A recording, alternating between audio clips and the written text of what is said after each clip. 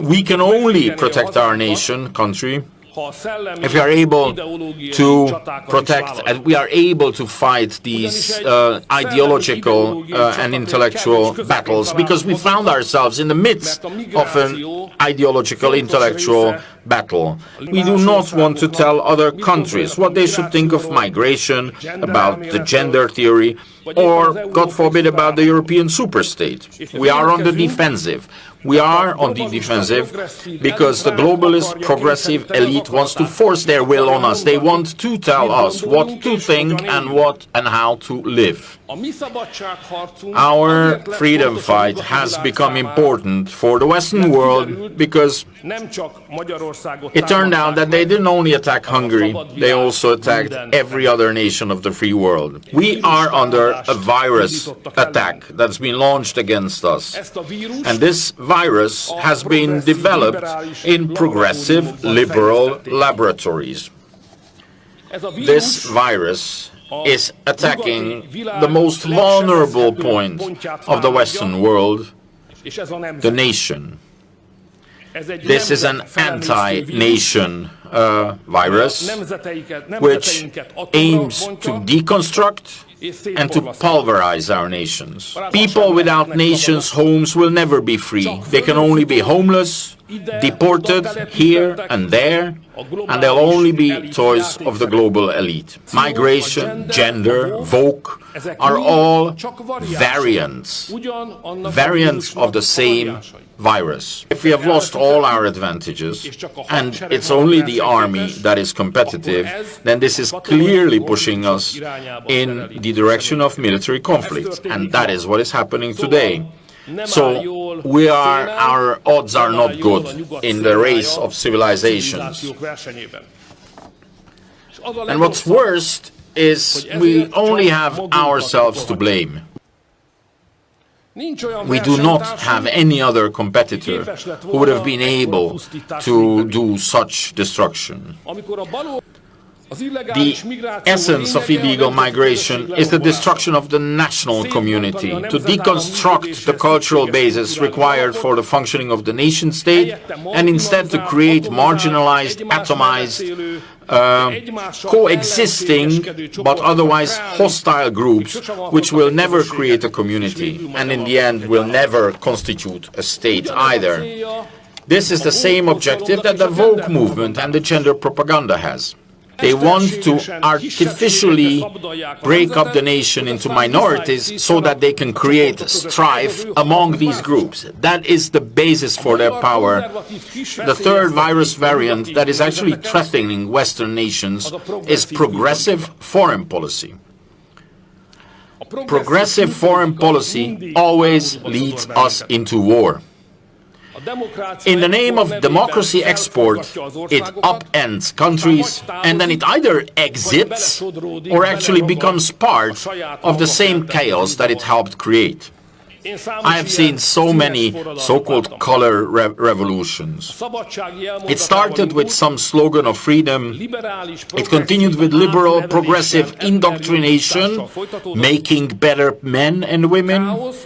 And at the end, it was chaos, confusion, and shame because of countries left there alone to fend for themselves. I am sure that if President Trump was the president today, there would not be any war in the Ukraine or in Europe. In the recent years, progressives have been again redividing the world to good and bad, Nazis, non-Nazis, democracies, autocracies.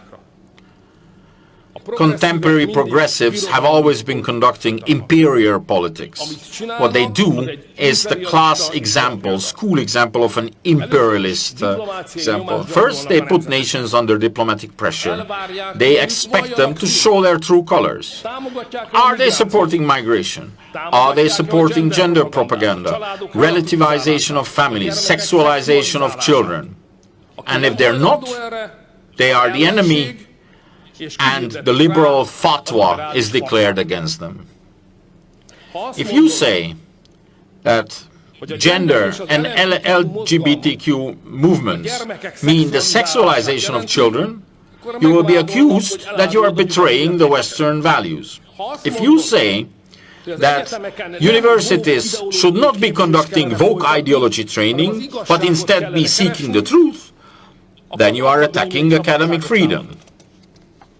If you say war is not in the interest of the Western world, then you will be accused of pushing Putin's cause. You know what? We are a bit fed up with this here in Budapest, but we cannot take it lightly.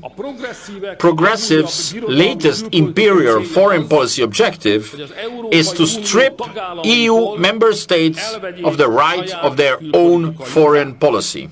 We have to stop them. And this is going to be the greatest battle of the next coming months in Brussels. My dear friends, finally, this virus numbs the brain of nations, weakens their heart, and paralyzes their limbs. It makes living nations into dead communities. The virus attacking the West is being developed further. Here in Europe, Brussels and the progressive elite operating it is such a lab. I believe that there are also such labs in the United States of America, some of them privately owned, NGOs of affluent billionaires, others in the world of progressive party foundations and think tanks. The good news, my dear American friends, is that the Reconquista has begun in Europe. There are enthusing results. The louder the liberals, the faster they lose from their popularity. I know that from experience. Can come the European Parliament election, where finally we can expel the progressive elite and we can begin to drain the Brussels swamp.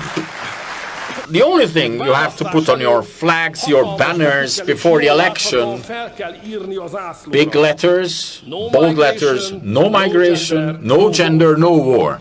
People feel that it's their skin that is affected, it's their lives that is affected. They will support a political force that protects the entire nation and that represents their interest. Indeed, the people's will. Democracy itself is one of the greatest weaknesses of the progressive forces. That is where you can catch them. Distinguished ladies and gentlemen, there are two ways you can occupy a city. And that's something you know from ancient Rome. You either capture the walls around the city or you capture the shrines in the city. I suggest we start with the shrines, then let's have the walls. We have occupied major big European shrines: Budapest, Warsaw, Rome, Jerusalem. Vienna is not hopeless, but the true shrines of modern democracy, Brussels and Washington, are still on liberal hands. So let's act. Let's do against it. I wish all of us for this the support of the good Lord, perseverant work, and if it so happens that today this is the 4th day of May, may the force be with you.